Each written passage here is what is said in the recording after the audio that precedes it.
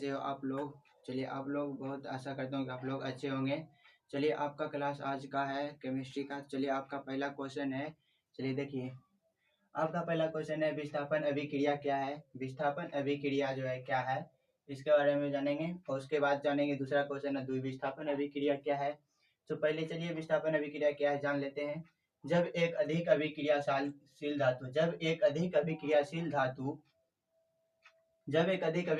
धातु कम अभिक्रियाशील धातु को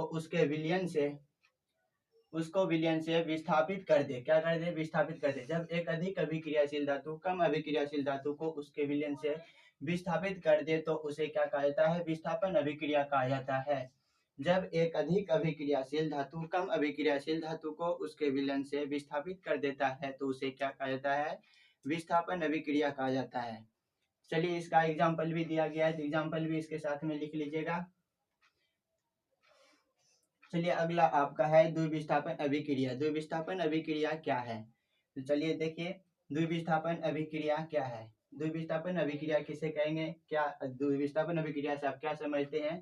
तब यही रहेगा। चलिए आपका इसका है वे अभिक्रियाएं। क्या है? वे अभिक्रियाएं जिसमें अभिकारकों के बीच आयनों का आदान प्रदान हो। किसका प्रदान होगा? आयनों का आदान प्रदान हो तो उसे क्या कहा जाएगा? द्विविस्थापन अभिक्रिया कहा जाएगा। जिसमें आयनों का आदान प्रदान हो उसे क्या कहा जाएगा?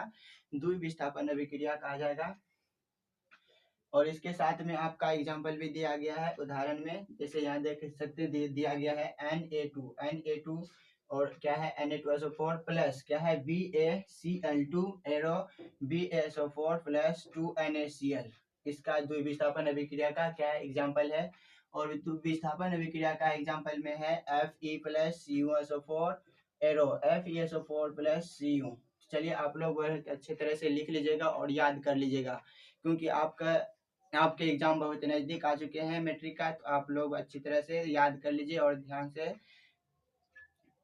और इसका जो है डिफिनेशन लिखिएगा तो आपको एक ही नंबर मिलेगा। यदि आप डिफिनेशन के साथ में आप एग्जाम्पल भी लिखते हैं तो आपको 2 नंबर तब दिया जाएगा। ठीक है, आप लोग बहुत अच्छी तरह से याद कर लीजिएगा।